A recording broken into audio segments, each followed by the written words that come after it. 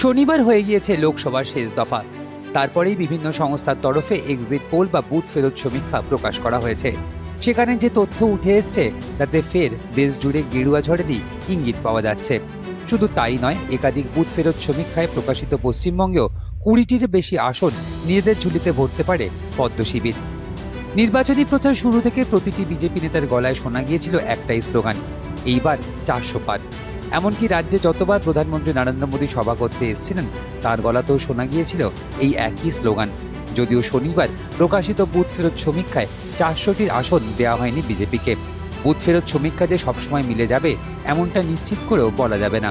Exit পোলে যে সমীক্ষা দেখানো হয়েছে তাদের বিজেপি যে সাময়িক অতিরিক্ত অক্সিজেন পাচ্ছে সে বিষয়ে নিশ্চিত করে বলতে পারছে রাজনৈতিক মহল। কিন্তু কিভাবে এত ভালো ফল হতে পারে বিজেপির?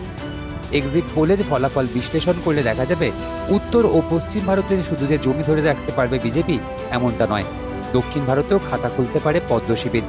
চলতি লোকসভা নির্বাচনে কেরলে একা লড়েছে বিজেপি। বুথ ফেরত সমীক্ষায় পূর্বাভাস কেরলে একা লড়ে আসন জিততে পারে তারা। পাশাপাশি তামিলনাড়ুতে এআইএডিএমকে ছাড়াই একাধিক আসনে জেতার সম্ভাবনা রয়েছে পদ্ম শিবিরের। অন্যদিকে পাঞ্জাবে ক্ষমতায় রয়েছে আপ সরকার। কিন্তু বুথ ফেরত সমীক্ষার রিপোর্ট অনুযায়ী সেখানেও চমক দেওয়া ফলাফল করতে পারে গেরুয়া শিবির। এমনকি দিল্লিতেও বিজেপির ভালো ফলের সম্ভাবনা রয়েছে। গত লোকসভা নির্বাচনের তুলনায় চলতি ভোটে বিজেপি চমকে দেওয়ার মতন ফলাফল করতে পারে এ রাজ্যে, এমনটাই ইঙ্গিত মিলছে বুথ ফেরত সমীক্ষায়। 2019 সালে বাংলা থেকে বিজেপির আসন সংখ্যা ছিল 18টি। অধিকাংশ বুথ ফেরত সমীক্ষায় প্রকাশ এই লোকসভা নির্বাচনে পশ্চিমবঙ্গ থেকে বিজেপি জিততে পারে কমপক্ষে 25টি আসন। স্বাধীন ভারতে এর আগে কোনো প্রধানমন্ত্রী টানা 3বারই প্রতিবার আসন বাড়িয়ে লোকসভা ভোটে জিততে পারেননি। ফলে এক্সিট পোলের ইঙ্গিত মিলে গেলে এ এক বিরল ইতিহাসের জন্ম দিতে পারেন নরেন্দ্র মোদী।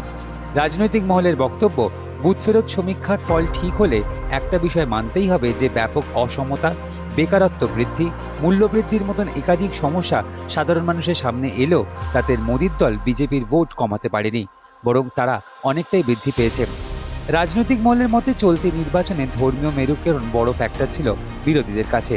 ধর্মের ভিত্তিতে মোদী ভোট ভাগাভাগির চেষ্টা করেছেন বলে বিরোধী দলের নেতারা অনেকেই অভিযোগ করেছিলেন। বিরোধীদের সেই অভিযোগ যে খুব একটা ভুল নয় তাও প্রকাশ পেয়েছে এই বুথ ফেরত সমীক্ষায়।